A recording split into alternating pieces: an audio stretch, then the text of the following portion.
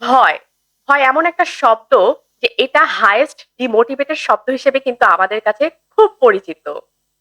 এই ভয় শব্দটা এমন একটা ব্যাপার, যখন আমরা কোনো কাজে ভয় পেয়ে যাই, তখন দেখা যায় সেই কাজটা ২য় বার যদি আমাদের জীবনে সুযোগ করে আসে, আমরা হাজার বার চেষ্টা করি ওই কাজটা ২য় বার আর করব কিনা।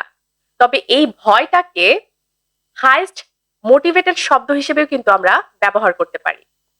ছোটবেলায় যখন কোনো রাগী টিচার আমাদের পড়াতেন, আমরা কিন্তু সেই রাগী টিচারের পড়াটা সবথেকে আগে মুখস্থ করে ফেলতাম ভয়ে। একটা বৃদ্ধ লোক বনের ভেতর দিয়ে তার বাড়িতে যাচ্ছিলেন। এমত অবস্থায় দেখলেন একটা শিয়াল তার দিকে তাড়া করে আসছে।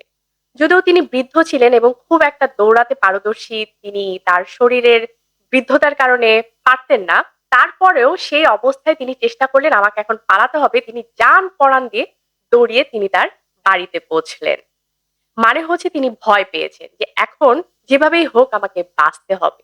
এই যে ভয়টা, এই ভয়টাকে আমরা কিন্তু মোটিভেটেড শব্দ হিসেবে ব্যবহার করতে পারি ঠিক এইভাবে।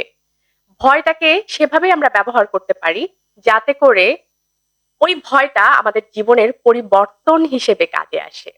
কি বলেন? ভয়টাকে কি আসলে এভাবে ব্যবহার করা যায়? আমাকে অবশ্যই কমেন্ট করে জানান। ভালো থাকবেন সবাই, সুস্থ থাকবেন। আল্লাহ হাফেজ।